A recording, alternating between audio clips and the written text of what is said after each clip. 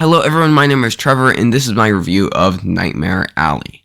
Nightmare Alley is Guillermo del Toro's return to filmmaking after his Best Picture-winning film, The Shape of Water. While Nightmare Alley looks just as stunningly gorgeous as his previous work, the film feels kind of cold and shallow with no room to connect to the characters. Nightmare Alley is based on a 1946 novel, which was then adapted into a 1947 film. Del Toro's remake features a stacked ensemble, which includes Bradley Cooper, Cate Blanchett, Willem Dafoe, Toni Collette, Richard Jenkins, and Rooney Mara, amongst a plethora of others. Dafoe and Collette were the standouts for me. Nightmare Alley's plot is as follows. In 1940s New York, down on his luck, Stanton Carlyle endears himself to a clairvoyant and her mentalist husband at a traveling carnival. Using newly acquired knowledge, Carlyle crafts a golden ticket to success by swindling the elite and wealthy.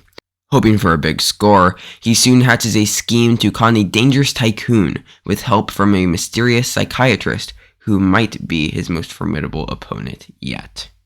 Nightmare Alley is one of the most beautiful looking films of the year. The production design, especially the carnival towards the beginning and the mansion towards the end, those set pieces are wonderfully immersive and pop off of the screen. They feel incredibly haunting and reflect the 40s noir genre so genuinely well. Yet, I struggled to connect with this film past an appreciation for the staging, with the exception of Dafoe and Collette. All of the performances felt at an emotional arm's distance, and sadly, Dafoe and Collette both had incredibly limited screen time. Del Toro breaks Nightmare Alley up into two sections, with 2 years between them. The first being Cooper and Mara's character working at a carnival and falling in love before running away. Yet, out of the 2.5 hour long film, this is only 45 minutes or so, and I found this portion of the film to be much stronger than the second half, which focused on Cooper's character 2 years later, who is now a master mentalist and is tricking people into believing he is actually reading their minds and connecting with the dead. Rooney Mara's character kind of serves as the moral compass of the film, telling Cooper not to lead these people on, but he ignores her, and people just miraculously believe everything he says. People will, very strongly question him, and then he does a little trick, and then they cave, and then they're like, no, you're just a god. We got you. And we as the audience are just kind of supposed to believe that every single person in this world is stupid, except for Bradley Cooper. But the performances in the screenplay don't really reflect that, because Cooper's character is supposed to be seen as the underdog, who is making his way into a world of intellectuals. But he can't be the underdog if he is always in the position of power. I also found no character really likable. Everyone just felt like hollow reflections of characters rather than actual characters with depth. That added to the disjointed nature of the screenplay. It just did not work for me that much. However, it was entertaining. People are saying that it's too long. I didn't have that much of a problem with the length. I just would have liked to see more engaging things that really threw me into the world happen within the length of the film. However, it wasn't all bad. I admired Del Toro's vision and wasn't upset with the film after watching it, like I was with House of Gucci, for example. So that's a plus. Alright, everybody, awards talk time. Makeup and hair has to be considered. It was placed on the shortlist.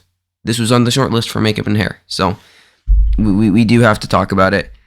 I don't think it will happen. There are too many strong things. House of Gucci, Cruella, Dune, Ice Tammy Faye, just to name a few. But who knows? There were a couple snubs. I know people are predicting West Side Story, which I don't see happening. Maybe The Suicide Squad. The fifth spot is open, but it will be tight. Production design. I wouldn't be mad if this wins. I'll be completely honest. Dune and West Side Story have kind of established themselves as the front runner. I would not be mad if Nightmare Alley won. Even if I wasn't as big of a fan of the film, the production design is absolutely incredible. I'll say it once again.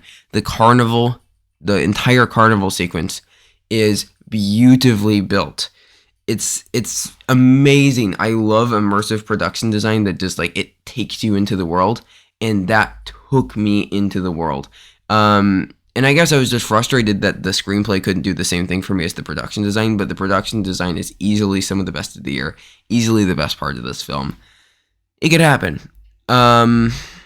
It's going to be close. I think it's number 3 right now between West Side Story and Dune. They seem to have a pretty solid grip on that category. But Nightmare Alley could surprise, and I wouldn't be mad about it. Costumes. Not much was done here. It's probably not going to get in all honesty. Costumes is pretty strong this year. This is maybe a 9 or a 10. I wouldn't consider predicting it. The costumes are really nothing special. It's whatever. Cinematography. When we saw the trailer, everybody was like, this is a lock. I don't know anymore. I don't know. Because we have West Side Story. We have Dune. They're pretty solidly in there. We have The Power of the Dog, which also feels like it's pretty solidly in there. And then we have things like Belfast. We have things like there are other things that can fill up those other spots. On its best day, Nightmare Alley definitely gets cinematography. It pairs it with production design. It could happen. The problem is that director isn't happening. We can go ahead and talk about best director as well right now. Steven Spielberg has replaced Guillermo del Toro. The 5 right now is Spielberg, Denis Villeneuve, Jane Campion, Kenneth Branagh, Paul Thomas Anderson. Those are the 5. It was Spielberg was out, Del Toro was in, that switched. Spielberg is in, Del Toro is out. That's what everybody's doing. West Side Story overperformed, Nightmare Alley underperformed. Does that mean that it's just definitely not happening? No, I still think that he's number 6. He's competing with Maggie Gyllenhaal for that 6th spot, and Adam McKay. But I don't know, man. I don't see director or screenplay director or cinematography happening, and screenplay too for that matter. I didn't put it on this list, but I don't see those 3, which are very, very big for the Best Picture race. I don't see those happening just because I think it's just outside on all of them. I personally wasn't the biggest fan of all of them. I would say director is the one that I would be the least mad about. Just because he did clearly have a vision, even if he didn't execute it the best. You can still, I wouldn't be mad, I guess, about rewarding the vision. But yeah. Supporting actor also won't happen, but I had to shout out Willem Dafoe, who crushes it as he does always. This man needs an Oscar, please and thank you. But no, it's supporting actor's full. And then Best Picture. So, yeah, it's gonna be tight because let's think about our locks: Power of the Dog, Dune, Licorice Pizza, Belfast, Tick Tick Boom, Coda, King Richard, and then I don't know if you want to count Don't Look Up as a lock. It's probably the number 9 at this point. And then you obviously have a West Side Story to round that out. I think it's safe to say that Don't Look Up is a 9. So then what happens with that number 10? Do we see something like Come On, The Lost Daughter of Spencer come in? Does House of Gucci being the Ricardos or this Nightmare Alley slip in? Do we see a foreign film like Drive My Car potentially get in there? Will something like Spider-Man No Way Home happen, which has been recently surging on Gold Derby into the top 20? Could Cyrano happen? There's so many possibilities here with Best Picture. And this is just one of many films contending for that number 10 slot, maybe a number 9. But I don't know. So we talked about director, screenplay, and cinematography.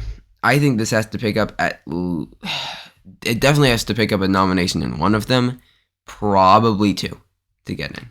It probably needs to. Because we know Lost Daughter's definitely getting screenplay.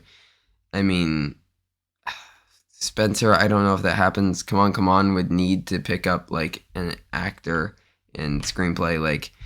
This needs something. It needs to pick up some nominations other than production design and makeup and hair, for instance.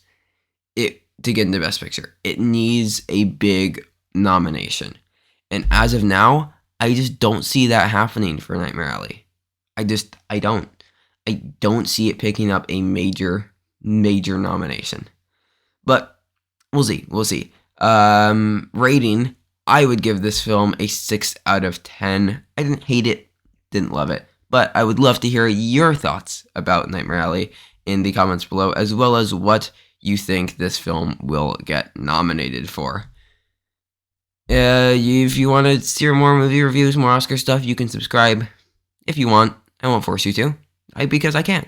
And if you want to follow me on Letterboxd, see what I'm watching, it is at Trevor Matson. But until next time, stay safe, everybody, and goodbye.